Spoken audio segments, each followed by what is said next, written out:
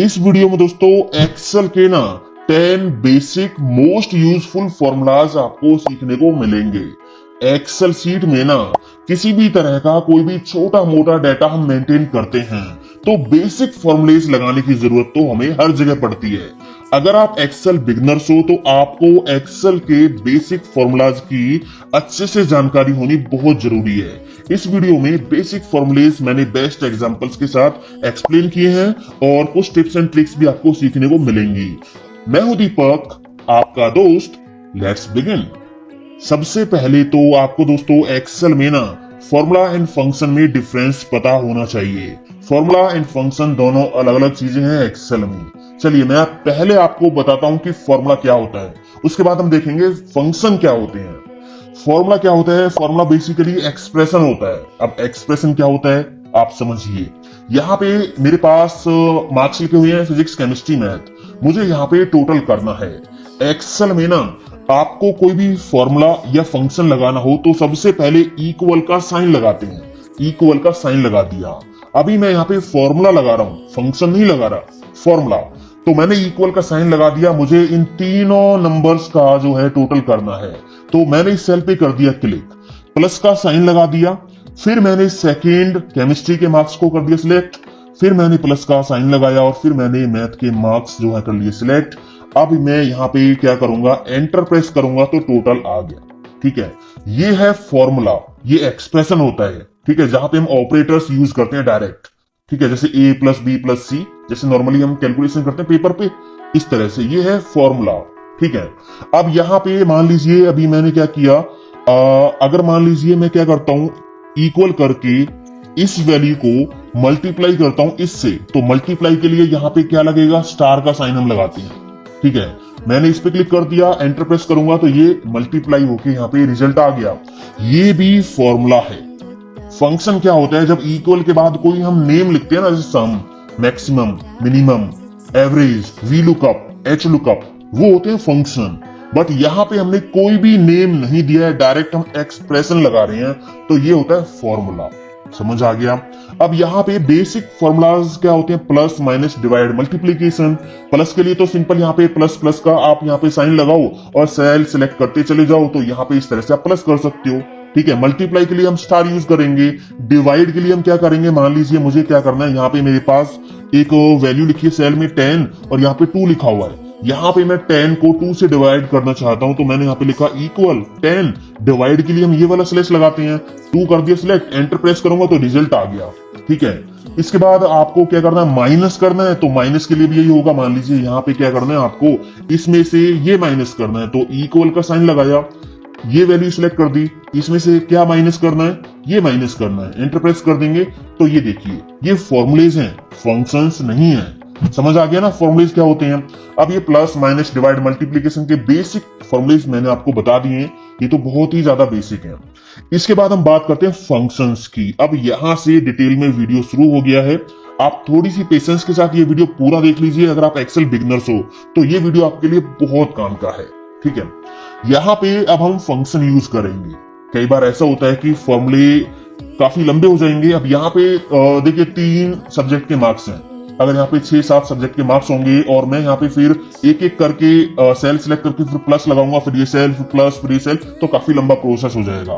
Functions क्या करते हैं, हमारे एक्सेल सीट में कैलकुलेशंस को बहुत आसान कर देते हैं। देखिए यहाँ पे मैं सम का फॉर्मूला लगाऊंगा, सॉरी फंक्शन लगाऊंगा, इक्वल, वैसे हम फॉर्मूला ही बोल देते हैं इनको भी, बट होते हैं फंक्शन है, इक्वल सम। अब यहाँ पे मैंने एक नेम टाइप किया है सम, ये है फंक्शन, ब्रैकेट ओपन करेंगे। ठीक है, अब यहाँ पे देखिए ये इसके पैरामीटर्स हैं, number 1, number 2, dash dash dash. इसमें क्या होगा, आपको पहले ये नंबर देना होगा कॉमा लगा के, फिर ये नंबर कॉमा लगा के, फिर ये नंबर, 3 नंबर हमने यहाँ पे दे दिए हैं। ब्रैकेट बंद करके हम जैसे ही एंटर प्रेस करेंगे तो यहाँ पे टोटल आ गया। ठीक है, अब ये तो एक सिंपल है कि हमने इस तरह से कैलकुलेशन कर दी, बट कभी भी अगर हमारे पास एक सीधी रेंज है तो हम इस तरह से एक एक करके सेल फॉर्मूलेज में नहीं देंगे। हम क्या करेंगे, सम का फॉर्मूला लगाया और ब्रैकेट ओपन कर दी, एक ही बार में यहां से यहां तक ये रेंज सिलेक्ट कर देंगे, B4 से D4। ठीक है, ब्रैकेट बंद कर देंगे और एंटर प्रेस कर देंगे तो यहाँ पे सम आ गया ना। अब ये जो टोटल है ये हमें नीचे भी चाहिए, तो हमें बार बार फॉर्मूला लगाने की जरूरत नहीं है। इसके कुछ तरीके हैं। पहला तरीका आप देखिए, यहाँ कोने पे लाना है कर्सर, और जब इस तरह से ये पतला प्लस का आइकन बन जाए ना, तो लेफ्ट क्लिक दबा के रखो और इसको नीचे खींच लो। तो यहाँ पे देखिए ये जो है फॉर्मूले सभी के लिए कॉपी हो गए हैं। ये जो फॉर्मूला था इसमें ये सेल थे, ठीक है। यहाँ पे आप देखिए ये जो फॉर्मूला था इसमें ये सेल आ गई। हमने इस सेल पे से फॉर्मूला को नीचे खींचा, तो इस सेल में, इस फॉर्मूला में जो रेंज हमने दी थी ये वाली, ये भी नीचे खिसक गई। समझ आ गया ना। यहाँ पे मैं देखिए डबल क्लिक करता हूं तो इसमें ये वाली रेंज है। तो फॉर्मूला जैसे आपने नीचे खींचा तो उसकी जो रेंज थी वो भी ऑटोमेटिक फॉर्मूले के अकॉर्डिंग नीचे खिसकती चली गई। आगे समझ में। दूसरा तरीका क्या होगा, मैं इनको कर देता हूं डिलीट। अगर आप ड्रैग एंड ड्रॉप नहीं करना चाहते तो आप ऐसे कर सकते हो, सिलेक्ट कर लीजिए और इसके बाद कीबोर्ड से प्रेस कर दीजिए कंट्रोल डी। कंट्रोल डी, इससे क्या होगा, फॉर्मूला नीचे कॉपी हो जाएगा। अब मैं सम की एक शॉर्टकट की आपको बता देता हूं। मान लीजिए अभी तो मैंने यहाँ पे लिखा था इक्वल सम, फिर उसके बाद रेंज सेलेक्ट की, तो काफी लंबा हो गया। सम एक शॉर्टकट तरीके से भी हम लगा सकते हैं। कैसे लगेगा देखिए, मैंने इनको कर दिया डिलीट। यहाँ पे मुझे वैल्यूज का सम करना है, तो बस मैंने यहाँ पे क्लिक किया, कीबोर्ड से एक शॉर्टकट की हम प्रेस कर देंगे ऑल्ट प्लस। ऑल्ट प्लस जैसे ही मैं यहाँ पे प्रेस करूंगा तो फॉर्मूला ऑटोमेटिक लग गया। बस एंटर प्रेस कर दीजिए तो यहाँ पे काम हो गया। अब एक चीज और मैं आपको बता देता हूं, यहाँ पे अगर अब मुझे ये फॉर्मूला नीचे ड्रैग करना होगा, है ना, तो मैं एक और तरीका आपको बता देता हूं फॉर्मूला नीचे ड्रैग करने का। आप एक ही बार में ये रेंज कर लो सिलेक्ट, कर ली रेंज सिलेक्ट, ठीक है। अब बस कीबोर्ड से जैसे ही मैं ऑल्ट प्लस प्रेस करूंगा तो यहाँ पे मैजिक हो जाएगा, ऑल्ट प्लस, ये देखिए हो गया ना काम। तो ऐसे हम यूज करते हैं सम फंक्शन का। यहाँ पे भी आप टोटल कर सकते हो। अगर मैं यहाँ पे क्लिक करके कीबोर्ड से प्रेस करता हूँ ऑल्ट प्लस, तो एक्सेल ऑटोमेटिक समझ जाएगा कि रेंज ऊपर से करनी है सिलेक्ट, है ना। यहाँ पे देखिए रेंज कर ली सिलेक्ट, एंटर प्रेस कर देंगे तो यहाँ पे ये टोटल आ गया इन वैल्यूज का। अब सम फंक्शन में ना हम कई अलग अलग रेंज भी दे सकते हैं एक साथ। कैसे देखिए, यहाँ पे मैंने सम का फंक्शन लगाया इक्वल सम ब्रैकेट ओपन, ठीक है। इसके बाद यहाँ पे मान लीजिए पहली रेंज मैंने ये कर ली सिलेक्ट, कॉमा लगा दिया। मुझे इन नंबर्स का टोटल करना है, कॉमा लगा के इसके बाद मान लीजिए यहां से इनको भी जोड़ना है, साथ में कॉमा लगा के मान लीजिए इनको भी जोड़ना है। जितनी रेंज मैंने सिलेक्ट की है इस सबका टोटल मुझे बताइए। तो इस तरह से भी कॉमा लगा लगा के आप अलग अलग रेंज भी एक साथ सम फॉर्मूला में दे सकते हैं। अब मैं एक चीज आपको बता दूं, इसकी ब्रैकेट बंद करने की जरूरत नहीं होती है। ऐसे ही एंटर प्रेस कर दीजिए, एक्सेल इसको अपने आप बंद कर लेगा, ठीक है। एंटर प्रेस करूंगा तो यहाँ पे देखिए काम हो गया है और यहाँ पे देखिए ब्रैकेट अपने आप बंद हो गई है। तो जो जो रेंज आपने सिलेक्ट की थी उन सब सेल्स का टोटल क्या होगा, इतना होगा, ठीक है। आगे समझ में। ये था सम फॉर्मूला दोस्तों, सम फंक्शन, ठीक है। इसके बाद हम बात करते हैं मल्टीप्लाई के लिए। मैंने आपको बता दिया था क्या फॉर्मूला हम लगाते हैं। यहाँ पे देखिए आइटम के नेम है, यहाँ पे क्वांटिटी है और यहाँ पे प्राइस है। तो यहाँ पे मुझे अमाउंट निकालना है। अमाउंट कैसे निकलेगा, क्वांटिटी इनटू प्राइस। तो इसके लिए सिंपल सा फंडा है, फॉर्मूला यहाँ पे हम लगा देंगे। फंक्शन की जरूरत तो यहाँ पे कुछ खास है नहीं, है ना। इक्वल का sign, this value multiply by this value, है ना। एंटर प्रेस कर देंगे तो यहाँ पे देखिए अमाउंट निकल के आ गया। इसको पकड़ के नीचे खींच देंगे, सभी का आ गया। अब अगर हमें बहुत सारे सेल्स मल्टीप्लाई करने हो तो इसके लिए सिंपल सा फंक्शन है इक्वल प्रोडक्ट। प्रोडक्ट टैब की प्रेस कर देंगे तो यहाँ पे प्रोडक्ट का फॉर्मूला आ गया है। इसमें ये दोनों सेल मैंने कर दिए सिलेक्ट। अब ये क्या करेगा, इन दोनों सेल्स को मल्टीप्लाई करके दे देगा, ये देखिए। अब प्रोडक्ट में हम बहुत सारे सेल्स भी दे सकते हैं, समझ आ गया।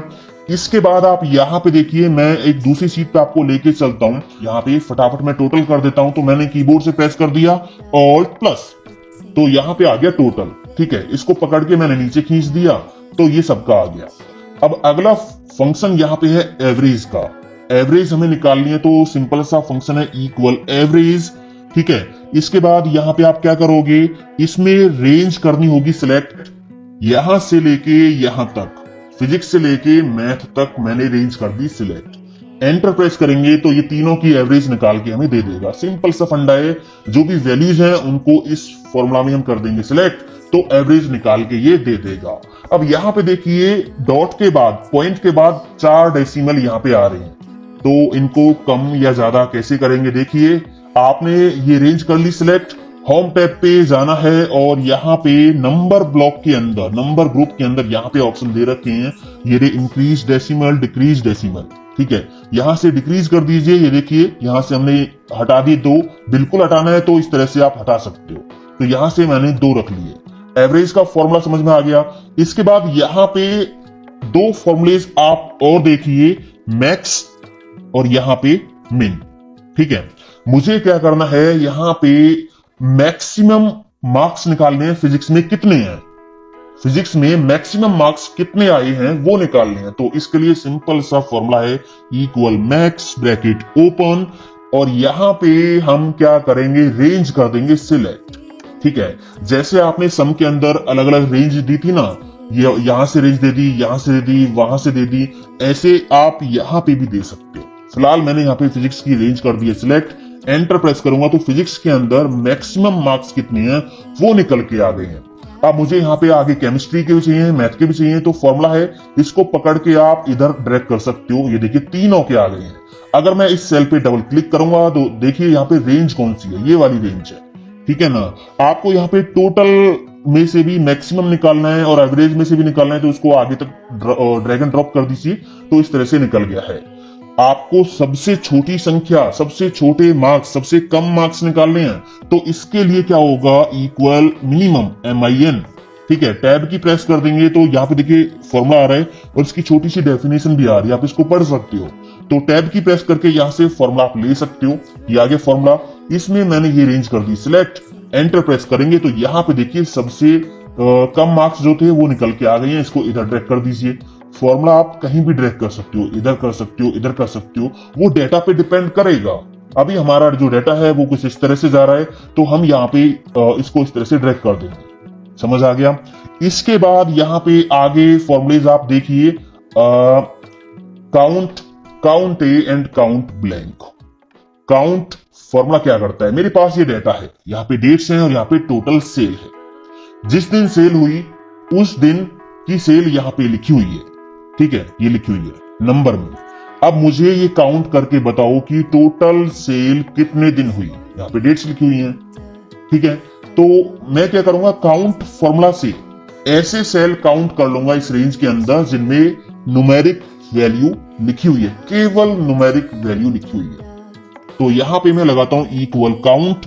काउंट फॉर्मूला क्या करता है, इसमें हम एक रेंज दे देंगे, एक रेंज दे दी। इस रेंज के अंदर ना वो सेल काउंट करेगा जिनमें केवल न्यूमेरिक वैल्यू लिखी हुई है, केवल न्यूमेरिक वैल्यू। एंटर प्रेस कर देंगे तो यहां पे देखिए 6 सेल ये ऐसे बता रहा है कि जिनमें न्यूमेरिक वैल्यू है। काउंट करें, 2 ये हो गए, 2 ये हो गए, 4, 5 और 6। खाली सेल हो या नंबर के अलावा कुछ और लिखा हो उनको ये छोड़ देगा। केवल रेंज के अंदर ऐसे सेल काउंट करेगा जिनमें न्यूमेरिक वैल्यू है। समझ आ गया काउंट फॉर्मूला। इसके बाद है काउंट ए फंक्शन। ये क्या करेगा, इसमें जो भी रेंज आप सिलेक्ट करोगे ना, उस रेंज में नॉन एम्प्टी सेल्स कितने हैं ये काउंट करेगा। तो मैंने यहाँ पे लगाया काउंट ए और इसमें मैंने ये रेंज दे दी।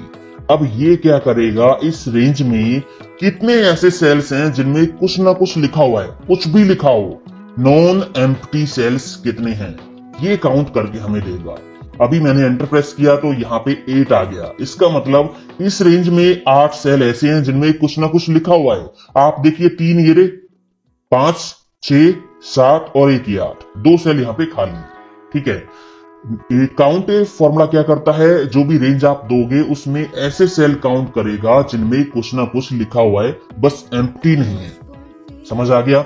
इसके बाद यहाँ पे एक और फॉर्मूला है काउंट ब्लैंक। यहाँ पे अगर लाते हो आप काउंट ब्लैंक, ये क्या करेगा, नेम से ही पता चल रहा है, रेंज आप जो सिलेक्ट करोगे इसमें उसमें ये काउंट करेगा कि कितने सेल खाली हैं। तो यहाँ पे 2 सेल खाली हैं तो यहाँ पे 2 आ गया। आपने कोई भी फॉर्मूला लगाया, चाहे कोई सम का फॉर्मूला था, यहाँ पे देखिए सम का फॉर्मूला लगा हुआ है। ठीक है, अगर मैं यहाँ पे नंबर चेंज करूंगा, मान लीजिए मैंने यहाँ पे 333 डाल दिया, तो देखिए क्या होगा, कहीं भी क्लिक करते ही यहाँ पे फॉर्मूला चेंज हो गया है ना।